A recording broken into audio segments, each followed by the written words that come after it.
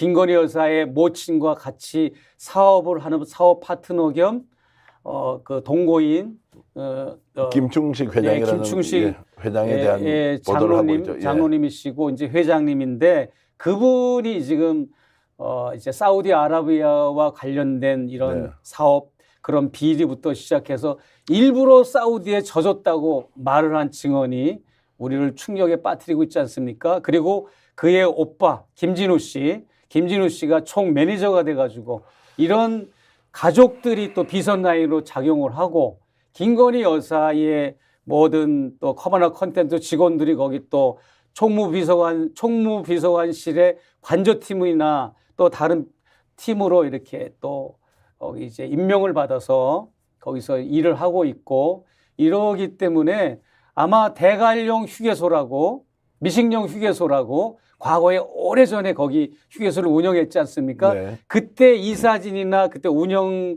이런 서류를 보면 그때 그 인원들이 너무나도 변하지 않고 그대로 이 정권의 실세로 작동하고 있는 거죠.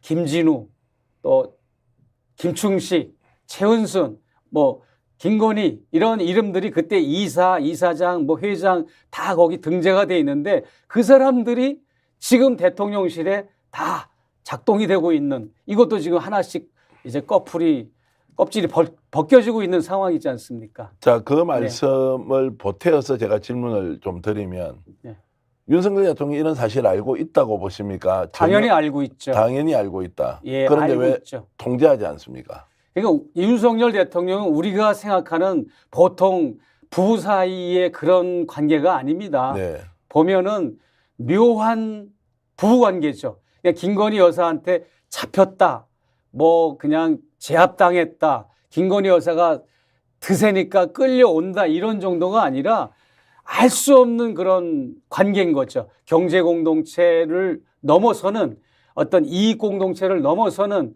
아주 부지만 카르텔이 복잡하게 얽혀 있는 부부입니다. 이 윤석열, 김건희라고 하는 이 두 부부는. 그렇기 때문에 윤석열 대통령은 김건희 여사가 무엇을 해도 무슨 실수를 하고 무슨 범죄를 저질러도 예를 들어서 디올 핸드백을 받은 게 드러나와서 이렇게 시끄럽잖아요.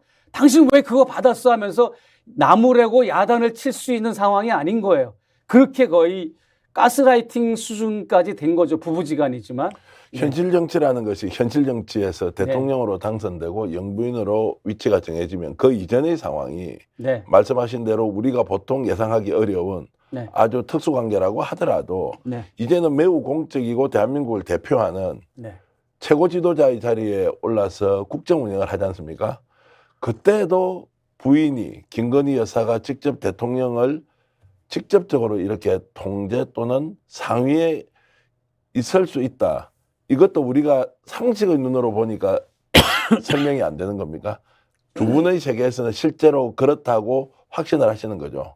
그러니까 이제 두 분의 만남이 윤석열, 김건희 두 분의 만남이 검사와 피의자의 신분에서 일단은 만남이 이루어진 거 아닙니까? 그 앞전에 모 변호사와 또 동거가 한 게 동거설이 아닙니다.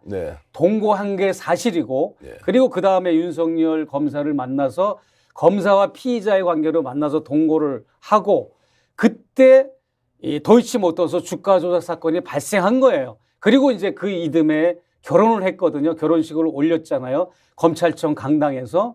그렇기 때문에 윤석열 대통령도 도이치모터스 사건도 자유로울 수가 없는 겁니다. 거기에 혜택을 받았으니까 동거하면서 결혼식 치르면서.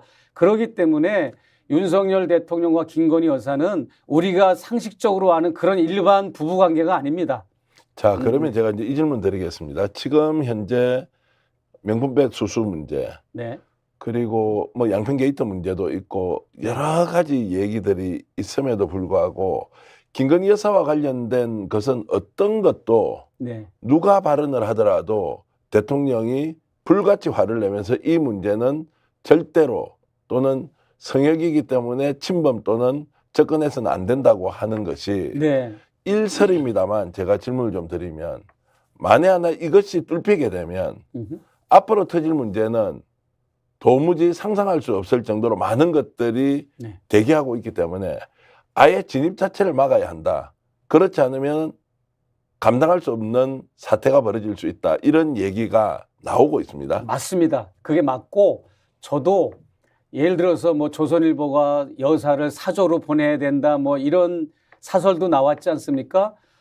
근데 막상 윤석열 대통령은 김건희 여사와 세퍼릿이 돼가지고 이렇게 분리가 돼서 완전히 단절이 됐다. 우리 과거에 무슨 중전이 폐비가 돼가지고 뭐 어떤 사가로 가면 철조망을 치고 뭐 이렇게 가시넝쿨로 울타리를 치고 아무도 접근 못하게 했잖아요. 그런 식으로 만약에 김건희 여사가 윤석열 대통령과 이렇게 분리가 된다면 윤석열 대통령은 3개월이 못 가서 대통령직 하야 선언할 겁니다. 윤석열 대통령은 김건희 여사가 없으면 아무것도 할 수 없는 사람이에요. 네.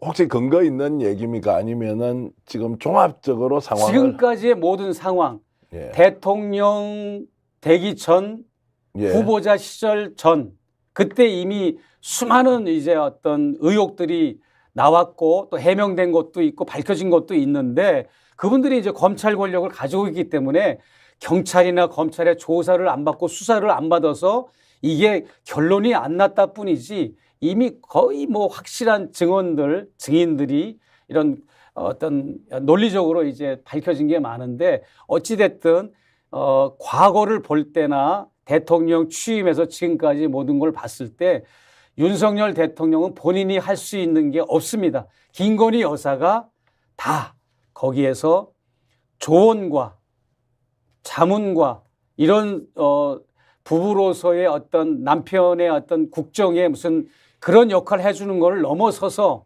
김건희 여사가 다 주도를 하는 거죠.